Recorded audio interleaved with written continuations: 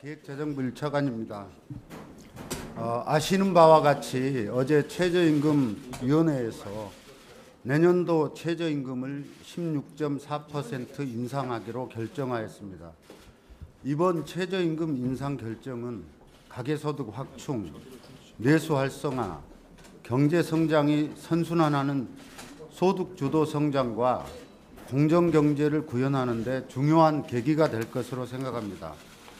다만 최저임금으로 우리 서민경제의 근간인 소상공인, 영세 중소기업의 경영부담이 커질 우려가 있는 것이 사실입니다. 이에 따라서 정부는 관계부처 합동으로 소상공인, 영세 중소기업 지원 대책을 마련하였습니다. 이번 대책은 최저임금 인상으로 인한 추가 부담 최소화, 인건비 상승 등에 따른 고용 감소 방지, 성장 잠재력 제고와 소득 주도 성장 구현의 모멘텀으로 활용한다는 3대 기본 원칙에 따라서 마련이 되었습니다.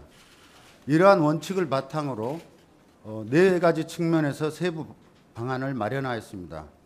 첫째, 영세 사업주의 인건비 부담을 완화하고 근로자 고용을 유지할 수 있도록 예산 등을 포함하여 재정에서 직접 지원하는 방안을 마련하여서 시행하겠습니다. 동시에 신용카드 수수료, 부가가치세 등 영세 사업체의 각종 세금, 금융비용 절감 방안도 마련해서 시행하겠습니다. 둘째, 상가 임대차, 프랜차이즈, 유통 등 영세 소상공인의 영업 환경과 밀접히 관련된 영역에서 불공정한 거래 관행을 없애나가기 위한 정책적 노력을 강화해 나가고자 합니다.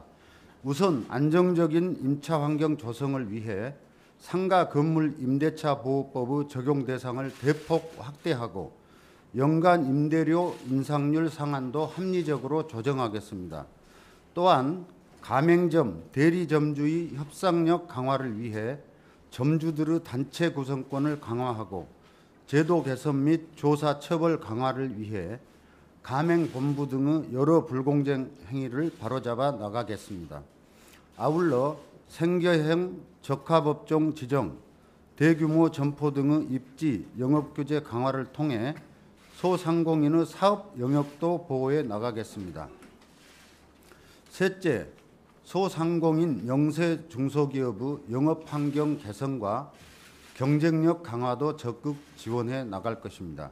이를 위해 공무원 복지비와 복지수당을 활용하여 온누리 상품권 등 골목상권 전용화폐 지급을 확대하고 소상공인의 준비된 창업을 유도하는 한편 과당 경쟁을 예방하기 위한 방안도 추진하겠습니다. 아울러 소상공인의 경쟁력 강화를 위해 전통시장 시설 개선, 소상공인 협동조합 활성화에 대한 정책적 지원도 확대해 나가겠습니다. 정부는 더불어 함께 사는 사회를 만들기 위해 기업과 정부가 부담을 나눈다는 정신을 바탕으로 이번 대책을 수립하였습니다. 최저임금 인상 과정에서 불가피하게 초래된 영세 소상공인의 어려움에 대해서는 정부가 최대한 책임진다는 자세로 모든 부처가 지혜를 모아 나가겠습니다. 끝으로 최저임금 인상의 영향을 면밀히 모니터링하면서 현장에서 대책의 효과를 체감할 수 있도록 하는 데 대전의 노력을 기울이겠습니다.